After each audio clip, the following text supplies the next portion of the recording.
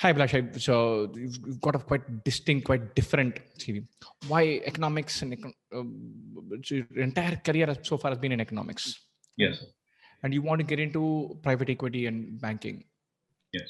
Why would you want to do an MBA in between? Can't you just directly migrate towards private equity and banking? Why MBA? Um, well, in two reasons particularly. First reason is a lot of the good top private equity and investment banking jobs have a hard MBA requirement. So you need to have an MBA to get into the careers like as an analyst, trader, those kind of things. And second, more important reason is that reason to me doing an MBA is that my exposure is in economics, where it is from an academic point of view and it is very unidimensional, to say. And if I am working in the corporate sector, be it private equity or be it an investment bank, I also need to be aware of multiple facets of management that comes with it. So I need to be aware, at least have an exposure to all the things such as supply chain management, operations research, strategy, consulting, OR, all of these things. I need to have some idea because at the end of the day, when I'm investing in a business or when I'm investing in a stock, I need to have a complete overview of that, not just the economic fundamentals. So Okay. that is one skill set I require, and doing an MBA is the most fastest, most efficient way to get that exposure. Okay. That is Okay. amazing. Have you done financial modeling? Have you worked with accounts and finance rather than just economics? No, I have not. So technically, I have never studied finance ever. Okay. So what I have done is that my research, my like in my undergrad work was in economics. I've also done my research is also in economics. But because economics and finance have a reasonable overlap, so I have been interested in finance for some time now, like last few years, and I have pursued it on my own, like studying about options, derivatives, bonds, these kind Okay. of things Okay. that I've done. But have you looked at balance sheet, cash flow, P and L, and all of that as well? Financial statements. I have had. I was like some time back. I was thinking of giving CFA, so that's one time I delved into them. But I would not consider myself a very good at. Okay. That is. Okay. Okay. Okay. What drew you to economics? Well, honestly, it was an accident. So Okay. in I growing up, I was always wanted to crack JE and go to IIT. And economics at IIT Kanpur was my 106th choice. Okay. That's what I got. So but it was like it was 106th choice by design. Okay. My rank was somewhere around 3200, and I still put in IIT Bombay Computer Science as the top prize. I was like, why the hell not? Like, if maybe Okay. there are 3,000 people who give up that. So pretty much that's how the accident. And one of the unique things about IIT Kanpur's curriculum is that in the first 2 years, everybody studies the same. There is you get to study your stream subject. I think only two courses. So Okay. rest all four like 2 years completely. I was exposed to a variety of So you subjects. learn math, physics, chemistry, engineering, everything. I learned, so I have like experience in cutting lathe machines, studying mechanics of solid. For even for what is ostensibly a non-engineering degree, even for Yeah, it that you does. have. So in economics, in ITK, doesn't matter. Like, so people who are doing physics, chemistry, undergrad in anything, they all had to go through the same curriculum. Nice, nice. Uh, But on that, so the common course was for 2 years, is it? So like in the first three semester, almost all the courses are common. In the fourth semester, you have you're like two. So like one of the courses is your core field course, and in the second year, the electives that you choose, so Okay. they are normally could be attuned to it. So like one of the electives that I chose was probability and statistics. Some other Okay. people chose something. So people who are doing aerospace, they got to choose fluid dynamics, something of that sort. So that was kind of the only subtle differences. But Okay. overall, majority was pretty much common. And then third year onwards, I was exposed to economics, but I also got the opportunity to do my research in the summer. So from second year onwards, I have done 4 years continuously. I did research interns during the Okay. summer, Okay. which exposed me to a lot of economics research, and I kind of enjoyed it a lot. Okay. So So what during did you do research on? uh, primarily applications of game theory, that was my research. So Okay. in my second year, so that I was so the second year I was just in my ITK only. I was learning to use MATLAB. That was pretty much the project. So the project was very different. It was image processing, but I was mainly focused towards learning MATLAB and helping out the professor. In my then onwards, I did an intern in IC Bangalore in game theory. After that, I went to Taiwan. Where I was working on game theory, but application was in cloud computing. Okay. And then finally, in my fourth year, after my fourth year, I went to in Germany where I was doing an internet ad auctions. So Okay. on working in that. So all of them were game theory applications, Okay. and primarily that was also my kind of aim. that I will pursue my research in microeconomics Okay. when I go there. So when I go abroad for my doctorate, that's what happened. But when I was in my first year there in Tilburg University, I got exposed to all the three facets of economics: micro, macro, econometrics, and the level of teaching was very high. So it was a very steep learning curve. I had to work a lot, but I also during that time I also found that even though my initial interest was in game theory, I was performing really well in macroeconomics courses, and uh, I also was attracted to them, specifically international trade. So my first paper was still in game theory because I still wanted to work at least one paper in this one. But my second paper is in international trade, which is basically firm optimization under risk. That is the primary paper. But unfortunately, my progress in my second paper was not as fast as I would hope for. So by the time so it was a 4 year, no, it was about like 45-month contract Okay. for research after you finish your MPhil. So during that time in my second paper, I was still working, and I was not able to bring it to completion even Okay. during the last leg. And the last about a year or so, my work was not. So I was hitting a lot of bottlenecks. I spent 3 months working on thing, and then entire thing did not work out. The model didn't support me. Stuff happened. So at the end, like I had a daily discussion with my supervisors and the head of the department, and then the discussion pretty much said that your work quality in this last leg is not as good as you delivered in the first 2.5 years to us. So, but we also feel that you are somehow putting all the effort, but there is some mismatch somewhere going on. And that is and then at that point of time, I also had another kind of realization, because I'd spent almost 4 years teaching by then, that I was sure that this is one thing I don't want to do as a career, that I don't want to teach personally as a career, because I am decent at it. I got decent reviews, but it didn't I didn't get any joy out of it, or didn't inspire me at all. So I knew that this was not a career for me. So then eventually, that all this combined, I decided not to renew, extend my contract and then come back. So I still have an option of like finishing the paper and then doing a PhD. But right now I'm not thinking about it, because the career that I want to take is not in academia. So having a PhD or doesn't is now more of something I need to do for my personal satisfaction, because I spent 6 years, invested 6 years doing it. Yeah. So hopefully I want to get a result out of it. But right now, not I'm thinking about it. My initial goal after I came back was working I spent like 2-3 months re-acclimatizing, because it was a very big shock, a big jump coming back after 6 years abroad, specifically in a PhD career, and I was not doing well. So then around like September of 2019, I went to Mumbai, saw my friends there, and I started applying for jobs. And Okay. that is where I stuck out a little bit, because the jobs that I was getting, like that I got, could convert. They were basically entry level jobs, or the jobs that you get after 1 or 2 years out of undergrad. And that was not something, that much sacrifice I was not willing to give. And the jobs where I thought I was good at, where I actually performed well in interviews, at the end of the day, I either got rejected because I did not have an MBA degree. In a sense, that's what like the end of the day say, or their point was that your experience and everything is in a very limited area, so we need something else. So and this process was continuing, was going on still around like in the Feb, and then in March COVID hit. So I was stuck in Mumbai for about 3 months, and I realized, and at that point, any possible leads that I had for all the job interviews kind of froze out. So there was complete blackout of it. So Okay. then I didn't have much choice. So that is when I decided that I needed to do something in a sense. So I decided that I'm studying finance because I'm interested in it. But I also need to have a plan, like in say, because everywhere it was MBA. So MBA makes sense for me.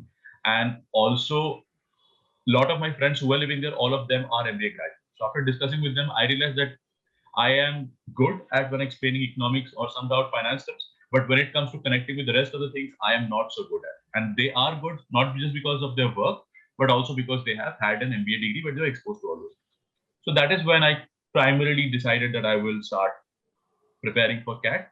But initially, I still had hopes out for cracking jobs, so I was still applying, trying to get through. And I seriously started preparing for CAT, let's say around like late August. That is when I decided that my entire focus is just on CAT. And then basically end of November I gave CAT, and then I spent a month preparing for ZAT. And then Jan, I gave that, and now then the GT papers. Okay. My concern, Lash, is you're going to find yourself in a similar situation during our summer internship and final placement. The jobs that you're, Yes. that you're going to get Yes. are going to treat you like a B school grad. True. And not someone who's in economics or near economics PhD. So you could find yourself being in a data entry job at the late end of investment banking supply chain. And that's going to drive you nuts, because technically speaking, the investment banking industry is not half as cool as it made out to be. Yeah, like from the outside, it's all yes. crap. So you'll end up taking the job, and you'll realize that it's not intellectually challenging in any way comparable to what you've done. No. Yes. And it's going to be kind of neither here nor there. And the problem I'm worried about is that your bank will also feel the same way about you. And then we're back to square zero. Do you want to go through the whole process, or? Well, one thing that I know that right now I'm saying that I want to work in finance/investment banking or strategic consulting, because those are the two paths that seem most logical to me right now. Now, once I go to the MBA process, I honestly don't know what kind of career I will take.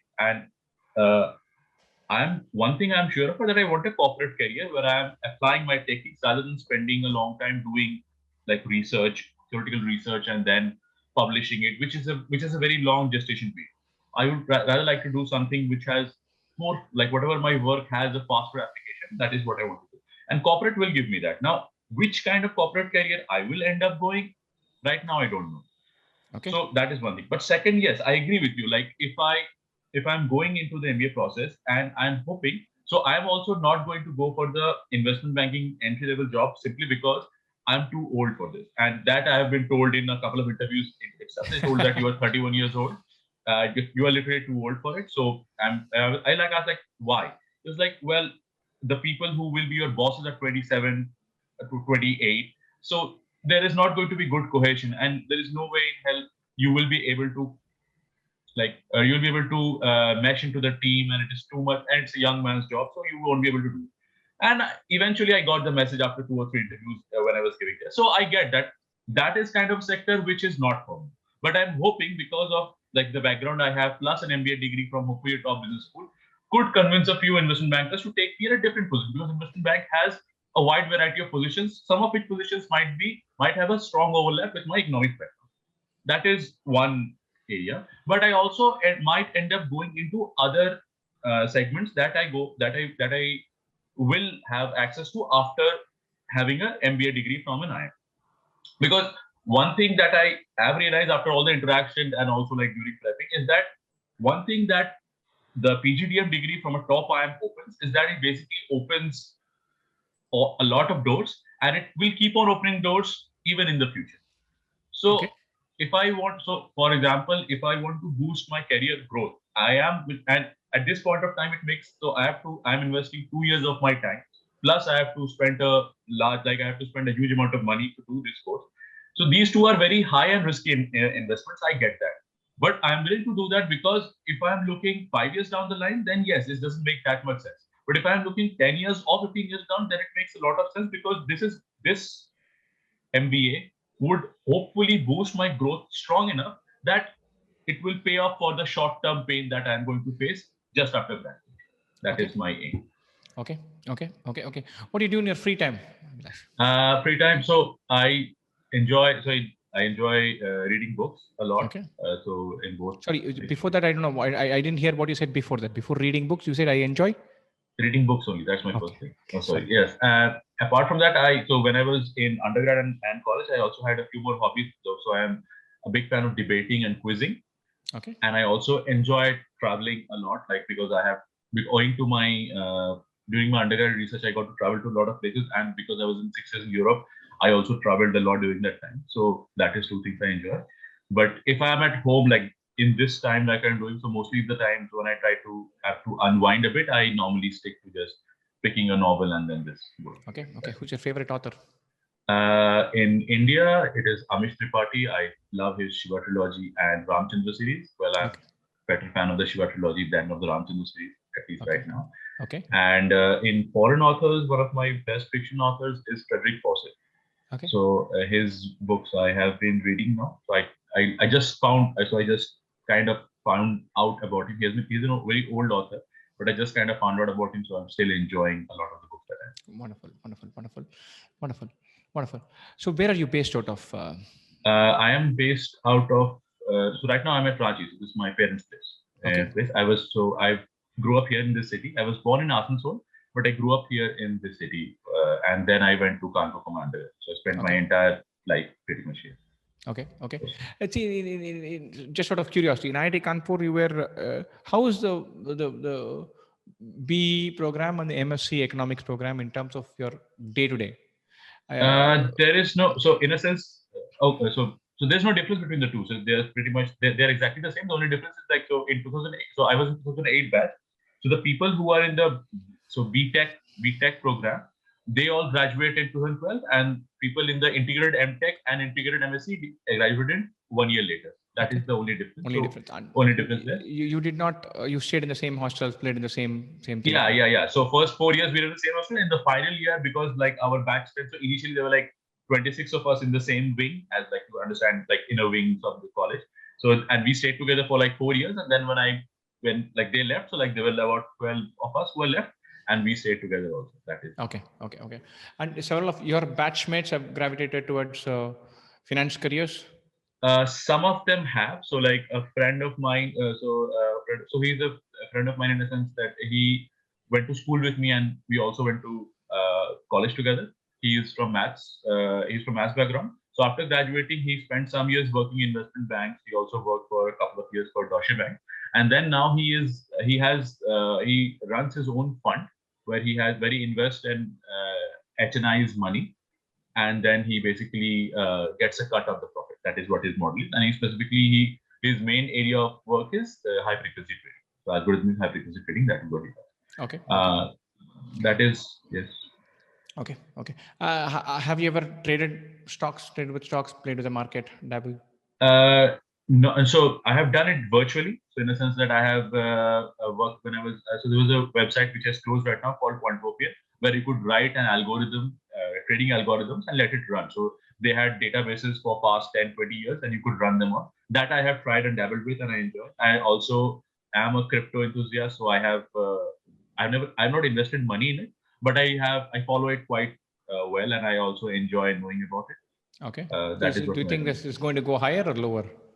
Well, to me, what crypto is basically is that right now it's a lottery ticket. So it's a lottery ticket, but the thing is that it's a new technology right now, and two things are boosting its growth. First, it provides privacy. Second, it provides in a sense that there is a limited supply, and the way the world is going on. So just in this 2 decades of the world, our money supply has grown by 9 times. Okay. So based on those things, I am not going to discount crypto forever. What I hope, in a sense, that possibly in the future there could be some major technological change, which would eventually bring crypto from the fringe area that it is now and to the mainstream. And in that case, then you will have a massive payout out of it. But right now, it is just a way of risking your hedge by investing a small amount of your whatever investing you're doing into crypto. Okay. No, but you're saying it gives you privacy, which I understand. But does it not subvert the financial system in some form by giving privacy? In what sense? So, like, yeah, I agree. So, like, for example, if somebody is trying to is using that money for nefarious purposes, that is a problem. That is a problem. You forget nefarious purposes. Every transaction I make, it comes in part, gets accounted for in the mainstream financial system. Yes. So you buy a house, you pay registration fee. You buy a car, you pay some every transaction. Like forget about the Tobin tax for financial transaction, but every other gets recorded somewhere. Yes, gets recorded somewhere, and governments take a cut, and for good reason. They get a tax. Yes, and for a good reason. Yes. Now crypto can basically bypass all high item transactions. Well, take it off balance sheet technically.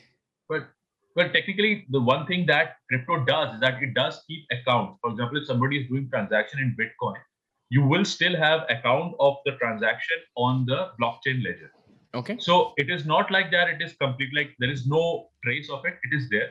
Now the point that comes at what we need in future. So in a sense, that crypto becoming mainstream is going to be very rare because simple reason is that we have 7 billion people on the earth, and right now the most trusted currency, let's say, stick with it, is Bitcoin.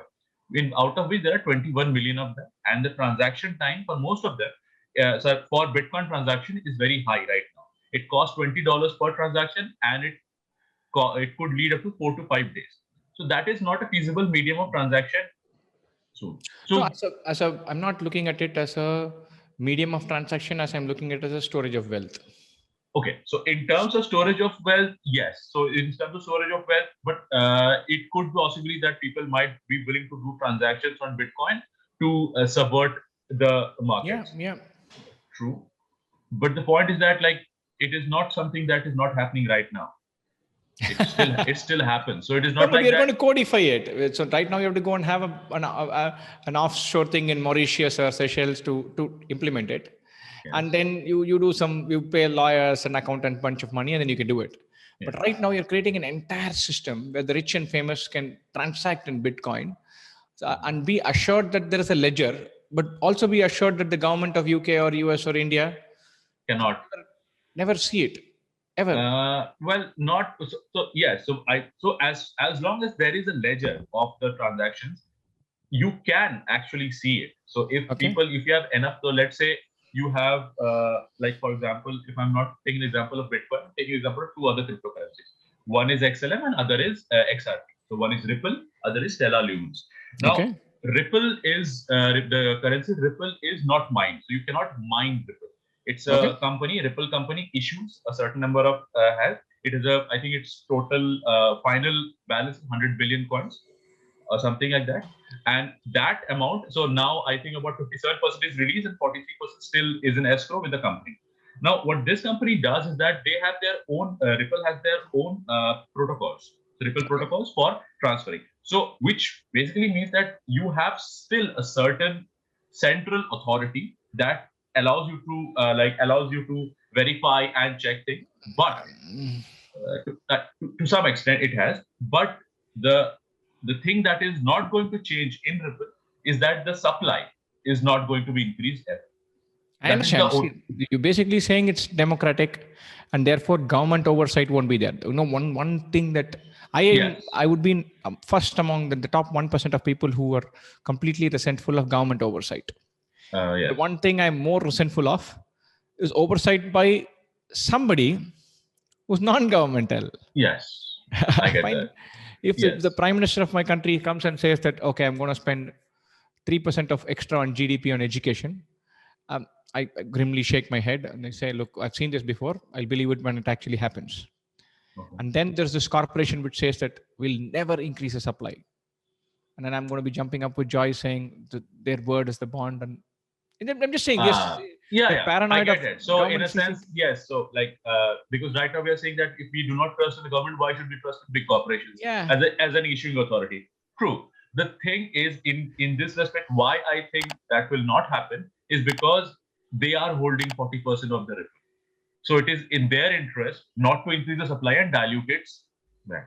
Okay. In a sense, that is there. So it is in their best interest not to increase. And second, if they were ever to break this rule, in a sense, which has never been broken for any cryptocurrency, what my belief is that the reaction will be people will discard this currency because they know that if you can do it once, you can always do it again. So now, if I'm having the same problem that I had with US dollar with Ripple, then I'm not going to have any faith in this one. And if I don't have any faith in this one, then eventually its price will drop and the company will lose everything.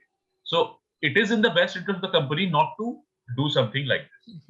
Right now, at least mutually assured destruction. Exactly. So right now it is, and somehow I know it sounds. I come from economics background, so and also like game theory negotiation. What I have realized over time is that the situations where you make situations with solutions which are incentive compatible, those tend to stay longer. Otherwise, people are very smart. If it is not, people will find some loophole and then the system will break down or it will work inefficiently. So the trick is to create a system which is instantly compatible for all the participants who are playing the game. Okay. Lovely. Lovely, Abhilash. That's about it as far as the interview is concerned.